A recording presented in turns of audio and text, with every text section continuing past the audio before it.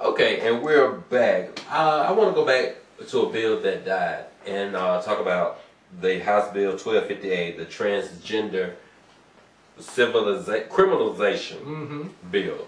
Let's talk a little bit about that. It sounds like Nazi Germany Gestapo stuff. Okay. Because they said that if you identify as transgender, and imagine that I am a trans man, and I was identified as a female at birth, but now I am a man. And I go into the men's restroom, and someone finds out about it and tells the police, I can be arrested, according to what they were trying to propose, I can be arrested with the first charge is $500 fine, 6 months in jail for going in the wrong bathroom. As they say wrong. As they say wrong. As they say wrong. And then if you do it 3 times, $10,000 fine and up to years in prison. I don't know what they're proposing for going in the wrong bathroom.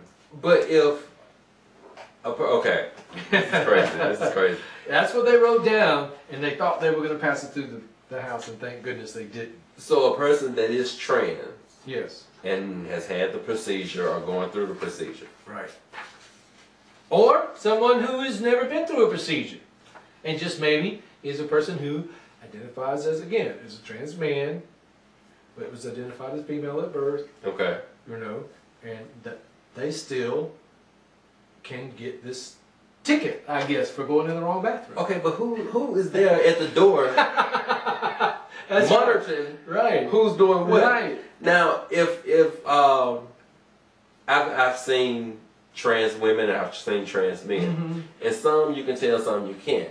Yeah. I'm not worried. If I'm at Walmart, I'm not worried about what you're going to do when you go in there. Exactly. Exactly.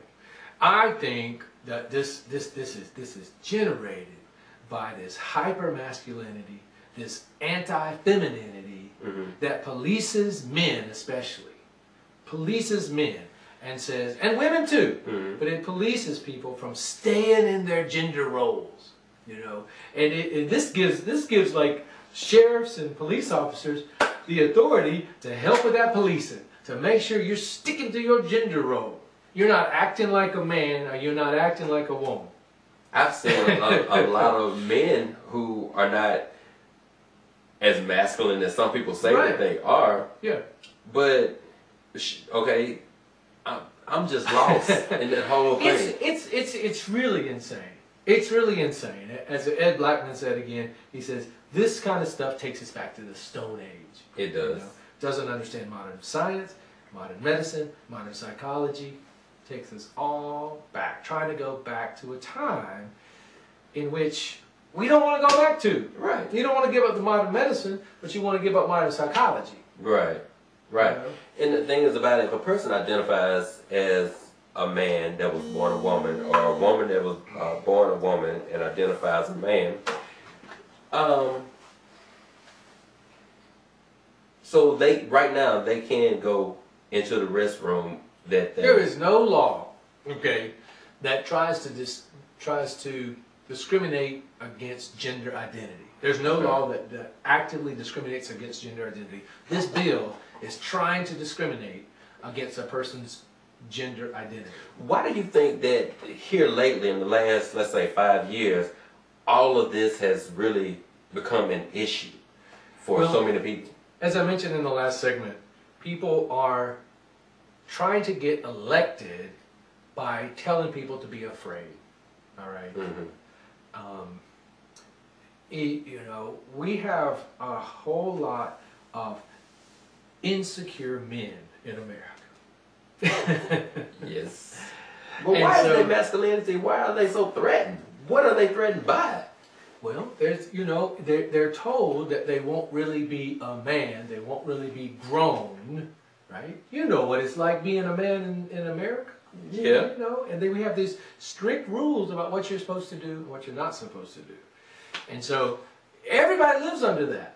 Whether you have any homoerotic feelings or not, you still live under those strict rules that if you violate, your buddies are going to punish you for violating, you know? I just, a little part of me feels like the people that have such an issue with it is battling. I've always said that they're battling something, they're hiding something, they're fighting something themselves. Some of them are, and some of them aren't. I agree with you. I agree that some of them are, but I think the biggest problem is patriarchy.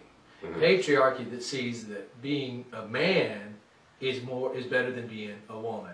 So if you are a man and you start to act like a woman, you're bucking the system. Okay. Or if you're a woman and you try to act like a man, you're bucking the system. So this bill is one of the most patriarchal bills that's ever been created to say, because it specifically says, we're going to give you a ticket for bucking that system. You see what I'm saying? Yeah. You know, you think you're a woman and you're going to come up in my bathroom, you know, and what the women say that, or you know, you think you're a man, we're going to, you know, it just invites all kinds of hate crimes that we already know we need to look out for. We have federal legislation that protects a transgender person. But at the state level, they're trying to put laws into place that attack the transgender person. So this basically can violate a person's civil right. Absolutely, absolutely. It would easily be a violation of a well, it would definitely go to court. You know, if you got this ticket for being in the wrong bathroom, it sure would go to court. So, but 3 years ago, I remember when I was in Phoenix, and we was at this venue, and I could not find the sign that says whether it was male or female restroom. Right. And so I went in there anyway, and I'm like, you know, there's no urinals in here. So I went on into the stall, did what I had to do, and I just kept looking. I kept hearing certain things. And when I got out to wash my hands, came out the stall to wash my hands, and I saw this woman coming down this way. Right. I'm like, what is she doing in here? Then I looked, and there was another woman had on heels. When I finally came out, I saw the sign. The sign was hidden. Yeah. And I'm like, oh, so that was my fault. I guess I would have got a ticket for that. You would have got a ticket. You're lucky you didn't get arrested. Okay. Well, what I brought this article I mentioned to you earlier. The Republican governor of South Dakota opposed the transgender bill. He opposed it because he says that it's a violation of a person's freedom, and it is. Right. You know, Republicans always talk about the freedom to choose, the freedom to choose, the freedom to choose. So is he getting backlash being Republican? Well, and he said he was able to defeat it. It did not pass in South Dakota because he was able to say that it's not only discriminatory, but it's un-Republican. You know, and I want to say something. I think we too often, you know, where we're living in, we assume that these kind of, you ask why. So all these discriminatory legislations coming up now. Well, bigotry is not the exclusive right of one political party. But it does seem that of late, the Republicans have capitalized on the blending of a certain view of religion with the power that they have to try to force those beliefs on lots of people. And there was a time, though, the Democrats were standing in the 1950s and 60s, standing with Bible in hand against a person of color marrying a white person, right? Intermarriage. It had a name for it, miscegenation. You know, and they used biblical quotes to say this law should never come to be. I mean, that was a law. It was illegal. It was illegal, but what I'm saying is they used the Bible as a justification for these laws. And now they're doing the same thing. Some people say that this, I've heard people here say that this is not a civil right just because it's the LGBT. It's not an issue of civil rights. Okay. It's not the same thing as back in the day when the blacks were trying to have the same rights as whites. They say it's not equal. You cannot say that it's equal. Let me tell you why I think it is still a civil right. It's because one of the most powerful things that happened in the 1960s and 70s in the history of America was is that as a people, Black Americans were able to say, you are not going to call me by that name. You're going to call me by this name. Transgender people in America are doing the same thing right now. You are not going to tell me that I must identify as a man. I am a woman. So they're taking the same ability. And a lot of times that does involve changing their own name. Right. It's a civil right to be able to identify as you want to identify. That's why gender identity is such an essential part of our civil rights. And see, to me personally, whatever a person do and how they feel or what they feel, that's them. And I'm going to respect them because I want that same respect for me and my beliefs. Yeah. With, what's his name? Yeah. Caitlyn Jenner. And she said that she feel like a woman inside. Well, I've never been a woman. I don't know what a woman feels like inside. But what I'm guessing, she's saying that she feels a little bit more feminine inside. I don't know. I haven't talked to her. Perhaps. Perhaps. Whatever that means, whatever it means for the person. And this is why the government needs to stay out of it. Right. Because our identities are kind of mysterious, and it's highly personal. Right. And if we believe anything about our religion, we believe in the sacredness of the soul. And our gender identity is really close to our souls, who we are. True. And so we don't need this would have been one of the most devastating things for the state of Mississippi. I think about the kids. I think about a young person who's 14 years old, and they've really known all their life that although they were identified as a male at birth, they've known all their life that they really are a woman. They're a young woman. But yet, this would validate the mocking, the ridicule, the bullying that goes on in the school, because then you've got all the state legislatures saying that you can't do this. Well, a 14-year-old, a 7-year-old, a 6-year-old, they don't know exactly what they're feeling. They're just confused, and then when they have gay parents, they're just telling the child, this is okay, this is right. I think you're talking like they talk. Is that what you're doing? And that's what I'm doing. You're talking like they talk. Right. Well, I think that's a valid point. I'd say for children, they are in the process of finding out their identities. All the more reason we need to keep that to be a sacred space. Right. That should be with the family of that child, and they can discuss. I have no business going into my neighbor's house and saying that you're raising your child wrong just because your child was born when I was there at the birth and he was born a male, but you're raising him as a female. I have no right to do that because no one is coming into my house to tell me that I have to wash dishes on Tuesday night. And that's the only night that I can wash dishes. Right. You can't do that. And especially when it comes to raising your children, like you're talking about, to come into someone else's house and tell them those things. But think about how much variety between one house and another. The way that we tell a boy to behave in this house and the way a boy is supposed to behave in this house, there's variety. It is. So when they get to school, they don't need to have the teacher and the security officer and the sheriff and everybody telling them that they're violating when they're doing exactly what at home they're receiving support for. Right. So if a student goes to school, that's a boy, and he goes to school dressed as in women's clothes, and everything, that school is more than likely going to call the parent. Yeah, and that would be you need to come get your child. We have this issue. We don't want the child to be bullied, and then you have some that's like, you can't come back here.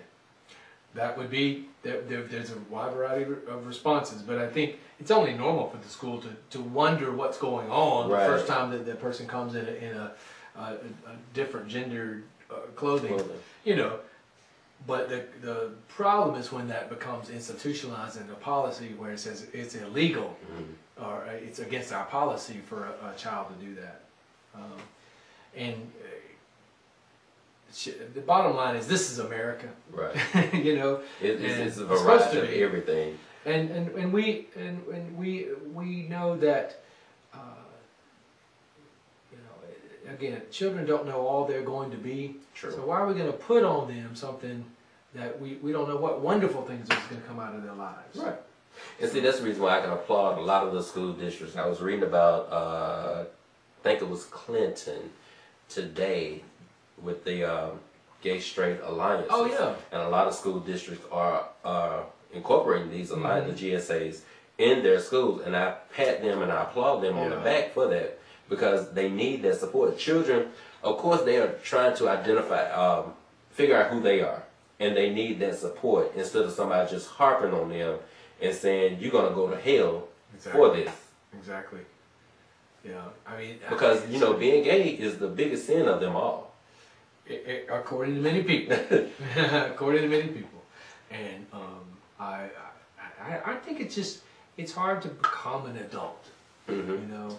And if there's enough things to achieve to develop into adulthood, responsibility, integrity, you know, in addition to the academic achievement that we expect them to do, the physical achievement we expect them to do, there's a lot of tasks that we put before them. If we add to the task to be ungay if you're gay, or to be untransgender if you're transgender, it's so unfair. I can't remember where I read this, but it may have been in one of the bills. But they was talking about the therapy. If your child, conversion therapy. Yeah, the conversion therapy. Yeah. 1523, that's sitting in the Senate right now, would open the door to a foster family who has a foster child. So this child has lost their parents. They're in a foster family, or they've been taken out of maybe a dangerous situation. They're in a foster family. If that foster family believes that they need to try to take them to therapy that's going to make them ungay, they can do it. This bill would protect them from doing that. And that's a horrible thing, because you know some states in America have outlawed conversion therapy. They've said that this is so psychologically damaging. Exactly. Don't even try. We've heard of the crazy techniques, putting people in ice water and just torturous things that people do to try to make them ungay. You know, and they use the analogy of alcohol addiction. Okay. And they say, well, you need to just stop doing it and start changing your behaviors, you know, and you're going to change your orientation. But we know, again, we know about who we are enough now that our orientation is not the same as putting chemicals in your body. Right. Right. They come from your body. Exactly. You know. But it is crazy. It's crazy. I hope and I pray that this bill doesn't go any further than where it's already is. Well, one thing we're going to do with ACLU is we're going to call on all those 400 corporations that opposed it in Georgia to make their voices known in Mississippi. All right now. In addition to a network of churches that we're building that are going to also oppose the bill if it becomes law. So get ready. So you know, ready. So where is it right now? It's just sitting in the Senate. It's in a committee in the Senate, and I believe about the middle of March, later on in the next couple of weeks, they'll have to make a decision on it. Okay. And it can. The best thing is it'll just die. They just won't bring it up. The worst thing is they bring it to the Senate. It will probably pass in the Senate because the governor has a lot of support, and he is a person who is against the freedom to choose your gender identity and your sexual orientation.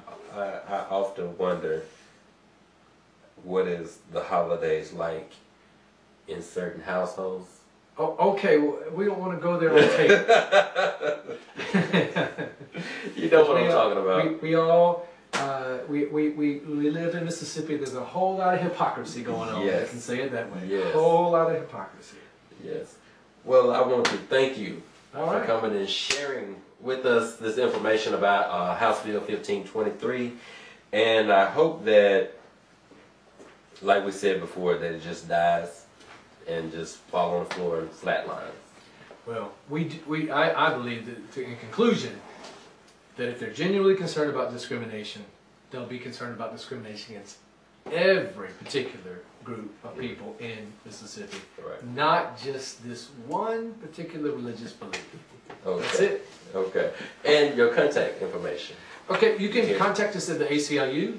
It's area code 601-354-3408. Okay. And email is tallen@aclu.miss.org. But the best way is to call that number, 354-3408.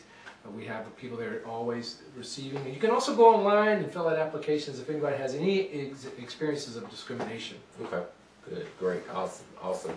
And we will see you all next time.